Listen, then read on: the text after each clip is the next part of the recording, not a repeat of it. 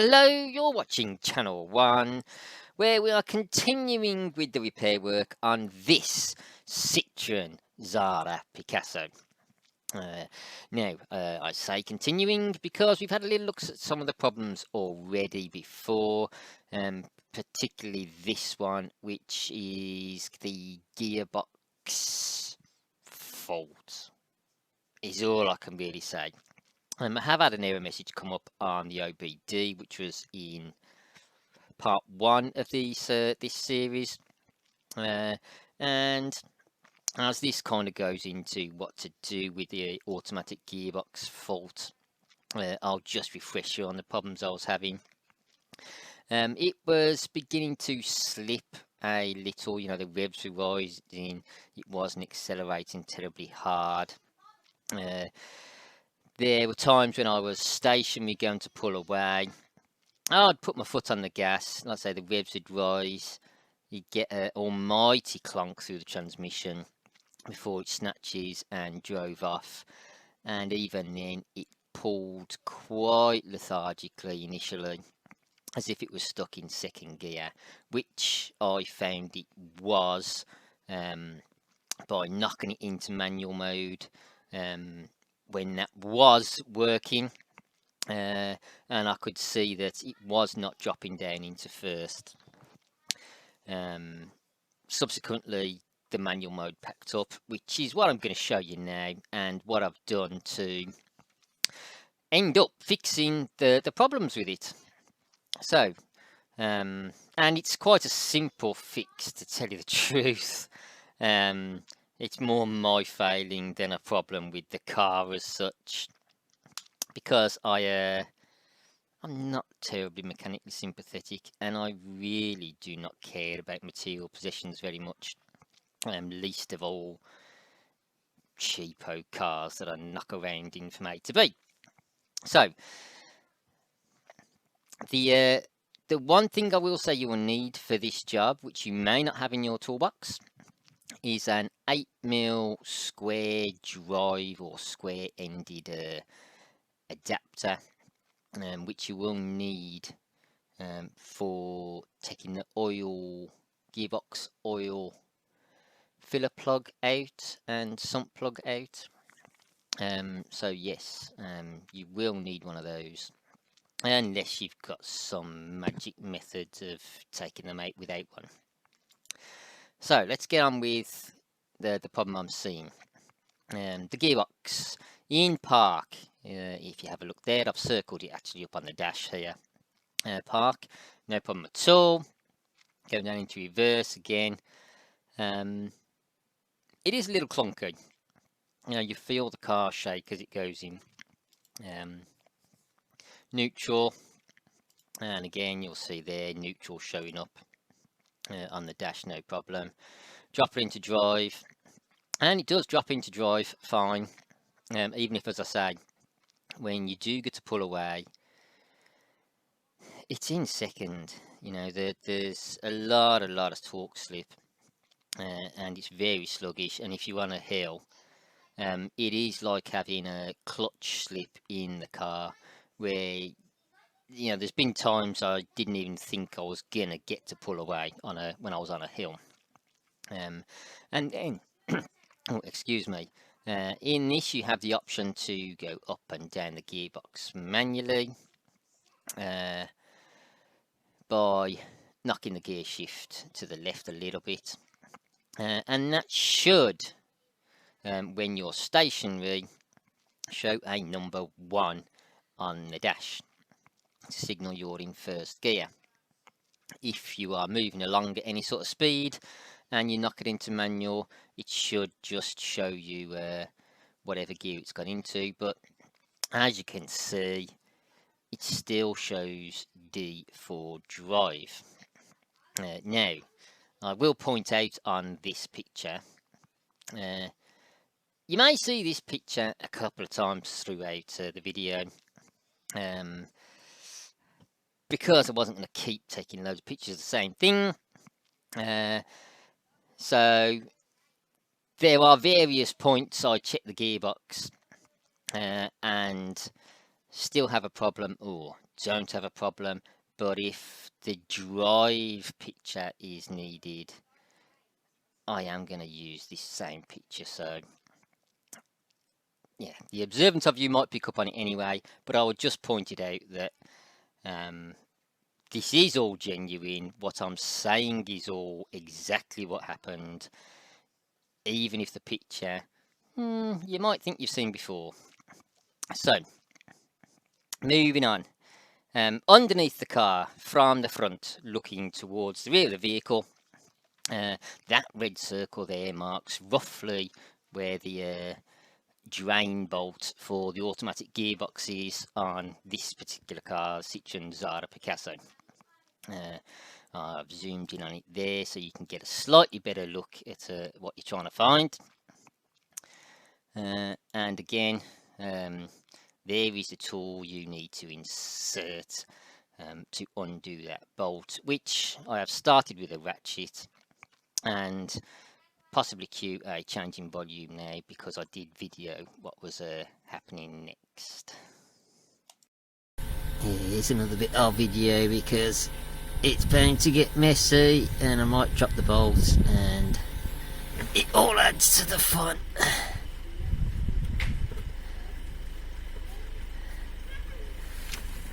Oh.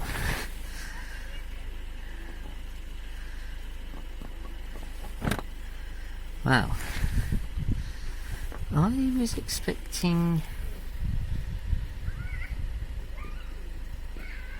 more than that to be coming out. And it doesn't look very much like transmission fluid.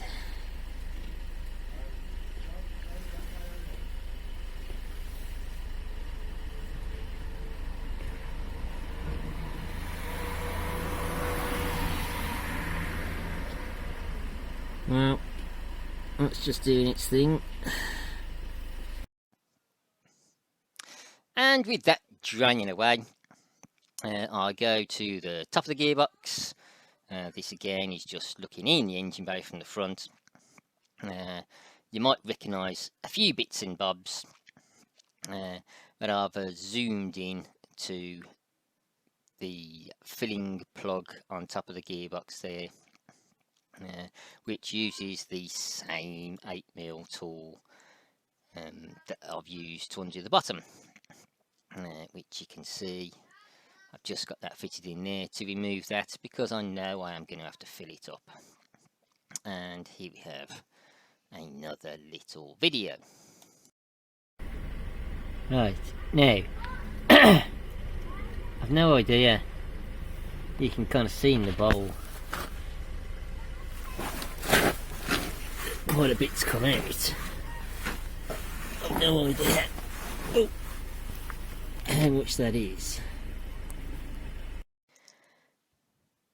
Now, aside from the fact the oil is particularly black and could do with completely flushing through and changing, although that is a little difficult on automatics because the torque converter keeps a lot of oil inside it, so when you flush them you might need to do it 2 or 3 times. But I'm not so worried about having perfectly fine, beautiful, fresh transmission fluid in it.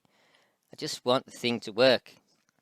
So having drained out as much as I could, pretty much, I see there's about, you'll see in this jug, 2 litres of oil in there, which doesn't seem a lot. I don't really know how much the torque converter retains, and there is surprisingly little information on the internet when I went looking for how much oil should be in the gearbox and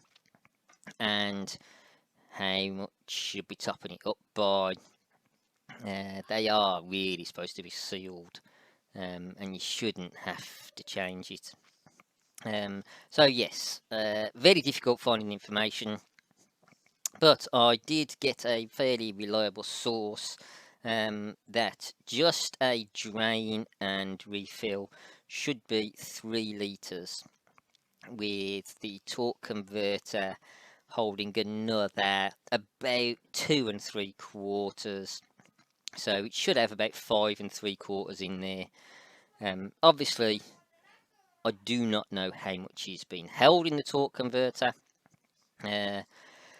I just know really a drain and top up or refill should be 3 litres. So I'm quite a bit below that, which I'm hoping is my problem.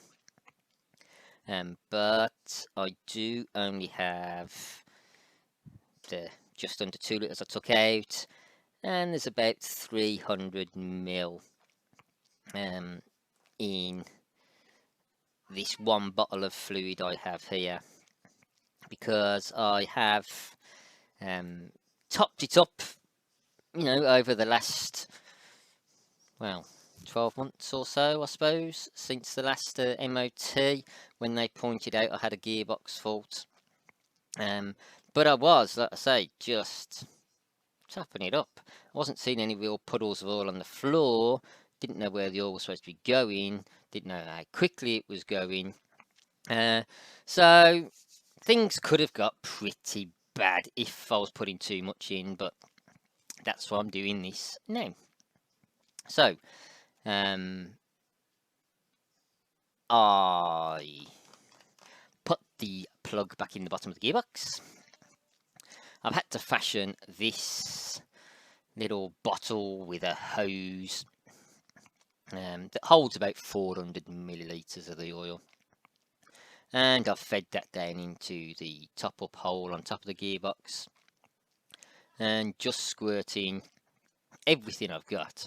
So there's about 2.2, 2.3-ish litres of oil going in, 300 mil of it-ish, being nice and new. And get back in the car, drop it down into the drive, over into the manual side, and lo and behold, it's still not selecting first gear or giving me manual control, and a little shuffle forwards and backwards on the drive is telling me it is still only going into second gear.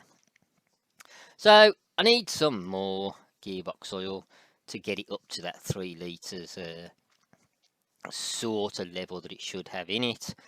I can't go out because I have COVID, so my lovely dear mother went to the shop for me and has dropped me off this, which actually isn't for Citroens, but I'm not terribly bothered. As I say, I just want to keep the thing going.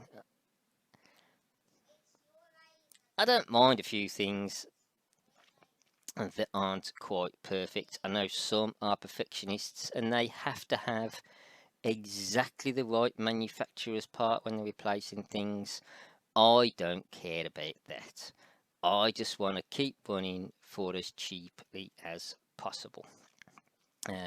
So I stick in about 7-ish hundred millilitres from that container. Exactly the same method, use my little squeezy bottle, squirting it down, and would you Adam and Eve it, when I now stick it into the manual side, I get first gear come up on the dash. I got my foot on my brake, I'm not going to go anywhere, and knocking the lever up, sure enough, second, third, fourth, all clocking, and back down the box, down to third, second, back into first, knock it over into drive, drive comes off, a little shuffle on the drive, it pulls off a lot more sprightly than it was, which isn't still very fast. It isn't a fast vehicle, this, but it's definitely got the pickup that it used to have, so it is engaging first, and that looks like it is problem solved, purely down to a lack of maintenance. I have seen somewhere where there should be a sump plug in the gearbox which has kind of 2 bolts in it, if that makes sense. There's an inner tube which is the fill level. You just keep pouring oil in the gearbox until it pours out the inner part of the bolt, and then that is as full as it needs to be. And then the outer part of the bolt takes the whole lot out to drain it. I don't have that. I just have a little sump bolt effectively in the bottom of it. A lot of automatic cars have dipsticks on them, so you can check the transmission fluid level, but again, this doesn't. So I was kind of left a little bit in limbo, with the only way of checking my fluid level being dumping it all out, measuring it, and either putting the same back in as I have, or filling it with fresh if you're feeling particularly flush and want to do that. But that problem now seems to be solved. The gearbox was cold when I did this, so as it warms up, it's going to get a little bit thinner. It should expand a little bit, but so I haven't quite got the 3 litres in there. I've worked out I'm about 2.9, but I will just see what happens. Like I say, it's running, it's going. So all there is left for me to do is refit the plug in the top of the gearbox, which you can see circled there, and take it out for a spin, cross my fingers. So that is that. What can I deduce from this? Well, other than the fact I'm a bit of an idiot and I don't look after my material possessions anywhere near as much as I should. If you have similar problems of, and like I say, particularly in an automatic transmission, a lot of slipping, a lot of revs and not much movement, definitely any clunking or banging through the transmission. I had it particularly when pulling away that, and it didn't happen every time, but I could put my foot down, the revs would rise, the car wouldn't move, then there would be an incredible bang through the transmission, and the car would lurch off forward, but not still quickly, as it was not engaging first gear. And that caused some terrible problems on hill starts, because it was like having a manual car with a slipping clutch. You put your foot down to go, the revs rise, and the car does not move. So it was in quite a bad way. But before you go taking it to a garage, and those who saw part 1 of this video would have noticed my ODB reader was coming up with a transmission fault. In fact, was that actually on part 1? I can't remember whether I got to show that, but my ODB reader did come up with a unable to read the gearbox ECU fault code, which, as I say, if you take it to a dealer's, they might try and get you to buy a whole gearbox control module, when the only problem was a lack of oil in the gearbox. So, well worth checking yourself if you have problems. It doesn't take very long. As I say, if it wasn't for the fact you needed the 8mm socket, it's a peg really, but yeah, you've seen the pictures of it, and the correct quantity of oil. Doesn't need anything special to do the job. Give it a go. Might save yourself a fortune, and will more than likely keep your car running a lot longer than I expect mine to. So, thank you very much for watching, everybody. I hope this has been of some use to you at all. If it has, or if it hasn't, or if you genuinely do or don't like what I'm doing, hit the like button anyway, whichever it is, and let me know in the comments.